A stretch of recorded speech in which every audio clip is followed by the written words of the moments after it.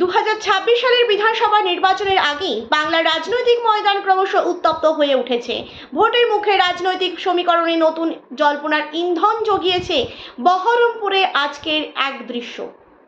SIR এর প্রতিবাদ মিছিলে একই মঞ্চে মুখোমুখি দেখা গেল সিপিআইএম এর রাজ্য সম্পাদক মোহাম্মদ সেলিম এবং কংগ্রেস নেতা অধীর রঞ্জন চৌধুরীকে একই সঙ্গে একই মঞ্চে। আর এই সাক্ষাৎ ঘিরেই রাজনৈতিক মহলে শুরু হয়েছে নানা জল্পনা। তাহলে কি আবারও নতুন করে জোটের পথে হাঁটতে চলেছে বাম এবং কংগ্রেস? বহরমপুরের রাস্তায় আজ লাল ঝান্ডা সমাবেশ ছিল চোখে পড়ার মতন। প্রিয় দর্শক বন্ধু, আপনারা দেখছেন বারাসাত টিভি। বারাসাত টিভি চ্যানেলে সবাইকে স্বাগত জানিয়ে শুরু করছি আজকের বিশেষ প্রতিবেদন। সিপিআইএম এর কর্মী সমর্থকদের উপস্থিতি এবং স্লোগান ছিল আজ শাসক বিরোধী ক্ষোভ। মিছিলের বক্তব্য রাখতে গিয়ে মোহাম্মদ সেলিম একাধিকবার রাজ্যের শাসক দলকে আক্রমণ করে বলেন, বাংলায় গণতন্ত্রকে রক্ষা করতে হলে মানুষকে রাস্তায় নামতে হবে।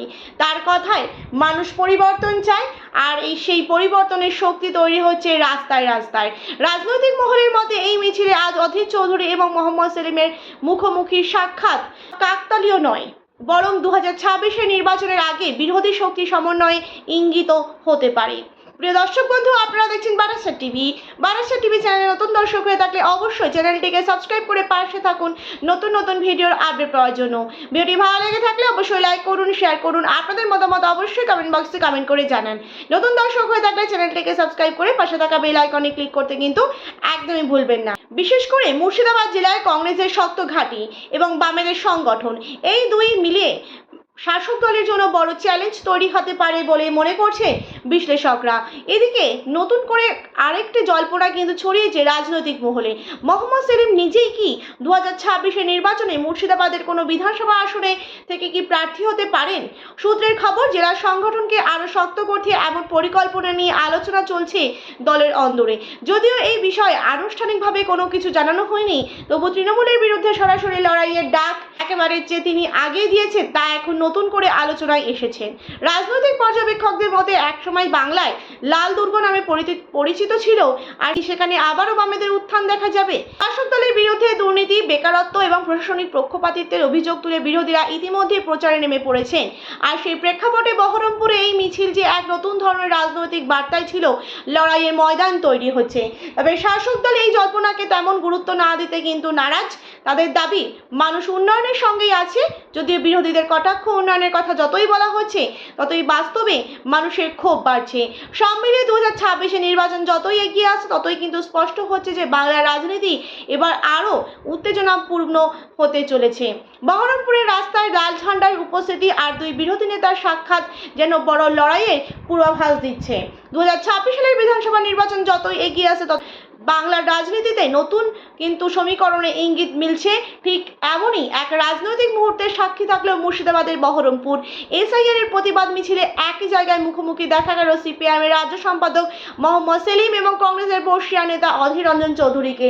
আর সেই দৃশ্য সামনে আসতেই রাজনৈতিক মহলে প্রশ্ন, তাহলে কি 2026 আগে আবারও জোট রাজনীতির নতুন অধ্যায় শুরু হতে চলেছে? বহরমপুরের রাস্তায় এদিন লাল ঝান্ডার ঢেউ ছিল চোখে পড়ার মতো। সিপিআইএম এর কর্মী সমর্থকদের স্লোগানে বারবার উঠে এসেছে শাসক দলের বিরুদ্ধে ক্ষোভ।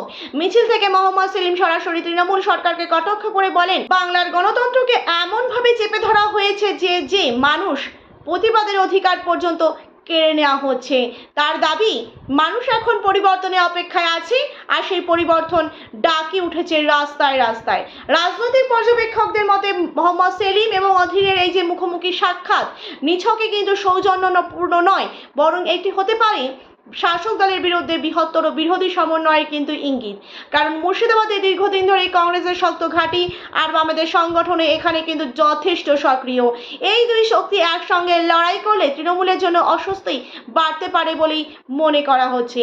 একদিকে আরেকটি কিন্তু জল্পনা ক্রমশ কিন্তু জোরালো হচ্ছে, মোহাম্মদ সেলিম কি 2026 যে বিধানসভা নির্বাচন, সেই নির্বাচনে মুর্শিদাবাদের কোনো আসন থেকে কি তিনি প্রার্থী হতে পারেন? দলীয় সূত্রের খবর, এমনটা কিন্তু সম্ভাবনার কথা শোনা যাচ্ছে।